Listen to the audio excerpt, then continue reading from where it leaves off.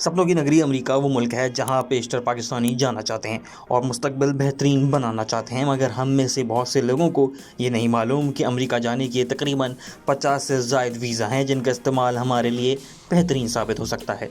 हम में से बहुत से लोगों की तादाद वो है जो गलत वीज़ा अप्लाई करने की वजह से अमेरिका नहीं जा पाते। दरअसल अमेरिका के मुतालिक अफराद अपनी चालाकी दिखाते हुए कभी भी गाइड नहीं करते और ये नहीं बताते कि आपने वीज़ा अप्लाई करने में क्या गलती की है, क्योंकि इन्हें इसकी फ़ीस जो मिल रही होती है। लेकिन आज की वीडियो में इन वीज़ों के बारे में मुकम्मल तफसीलात फराहम की जाएंगी।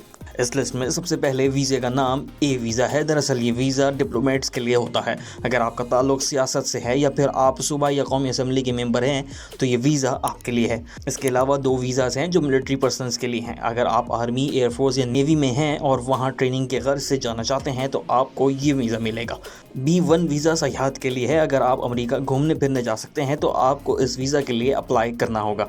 अगर आप बिज़नेस मीटिंग के लिए या फिर मेडिकल के लिए अमेरिका जाना चाहते हैं तो आपके लिए B2 वीज़ा है। अगर आप किसी ऐसे इलाज के गर्ज से अमेरिका जाना चाहते हैं तो आपके लिए वाहिद रास्ता यही वीज़ा है। अब बात करते हैं कि अमेरिका के वीज़े के लिए लिया जाने वाले इंटरव्यू कैसे पास करें। इसके लिए मशवरा है कि आप झूठ ना बोलें। किसी किस्म के झूठे दस्तावेज़ात या अकाउंट स्टेटमेंट दिखाने की आपको कोई ज़रूरत नहीं। आपके पास अगर इतने पैसे हैं कि आप आराम से वहाँ घूम कर आ सकते हैं तो आप बिना किसी खौफ के अप्लाई करें।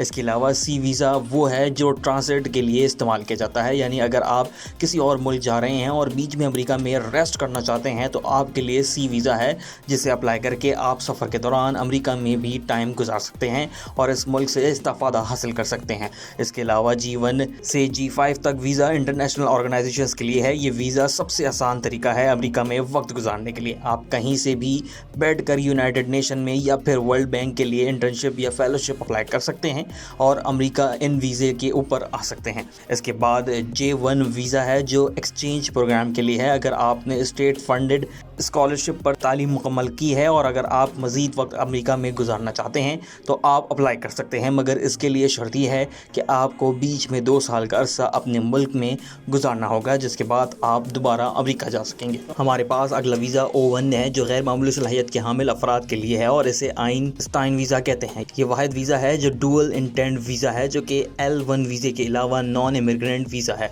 अगर आपने PhD कर रखी है तो आप इस वीज़ा के लिए अप्लाई कर सकते हैं, मगर इसके लिए शर्त यह है कि आपके पास जॉब ऑफ़र मौजूद हो और साथ ही आपके रिसर्च पेपर्स भी दरकार होंगे।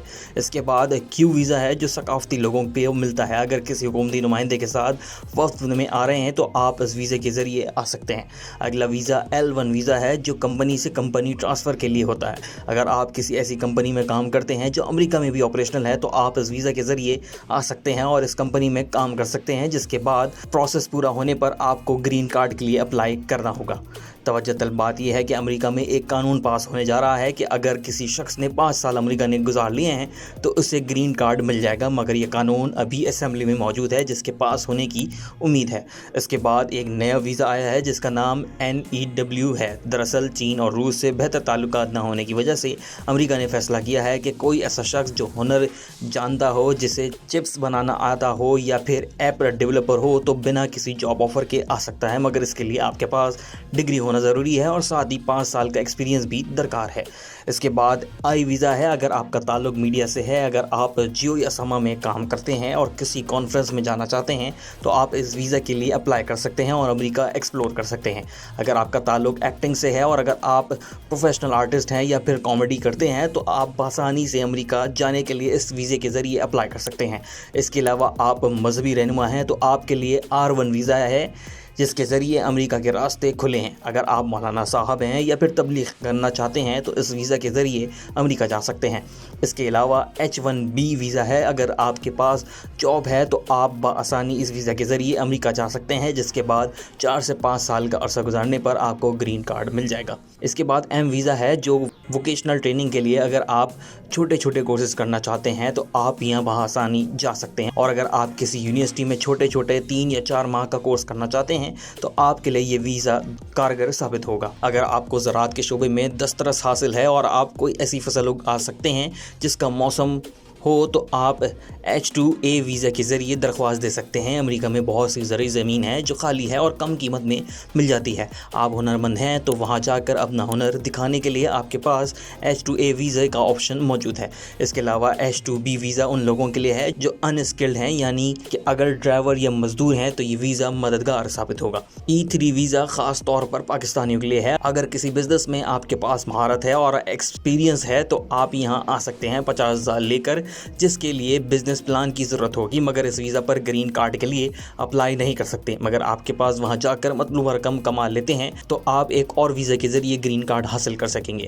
اگر آپ کسی قسم کے کرائم کا شکار ہو گئے ہیں یا پھر آپ کو دھمکیاں مل رہی ہیں تو آپ یو ویزا کی مدد حاصل کرتے ہوئے امریکہ جا سکتے ہیں۔ اگر آپ امریکہ جا چکے ہیں اور آپ اپنے کسی قریبی کو بلانا چاہتے ہیں تو آپ F2A یا F2B ویزا کے ذریعے انہیں اپنے پاس بلا سکتے ہیں۔ اس لسٹ میں موجود تمام ویزا کے لیے اگر آپ اپلائی کرنا چاہتے ہیں تو مزید معلومات کے لیے تمام تفصیلات ویڈیو کے ڈسکرپشن میں موجود ہیں، آپ وہاں سے بھی استفادہ حاصل کر سکتے ہیں۔ شکریہ۔